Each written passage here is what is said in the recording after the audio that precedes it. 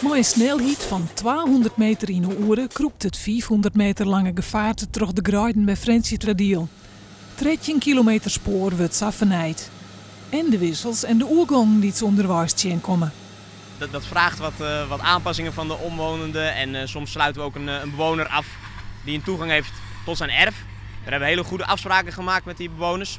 We hebben zelfs een aantal melkrijders gevraagd om eerder of later de melk op te halen, zodat wij precies met onze trein er langs kunnen. Dat is een hele strakke planning. Dus zelfs één boer die gaat op een ander tijdstip melken. En ja, dat vraagt wat aanpassing, maar tot nu toe gaat het heel goed. Die strakke planning wordt de komende dagen wat in de wars kopt door het warme waar. Ik heb gisteravond heel goed naar Piet Paulusma geluisterd en het wordt heel heet. Dan gaat hij uitzetten. En wij moeten het spoor vastlassen op 25 graden. Nou, het lijkt warmer te worden, dus wij moeten wat bij gaan sturen in de planning. Zodat wij 's nachts het spoor aan elkaar lassen. Er wordt dag en nacht erop werken om een put op het tijd uit te krijgen.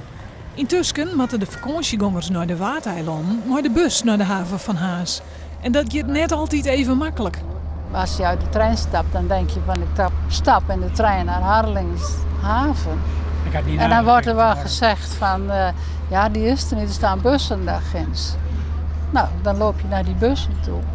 Ja, hebt u wel uitgecheckt, ingecheckt voor die bus? Ja.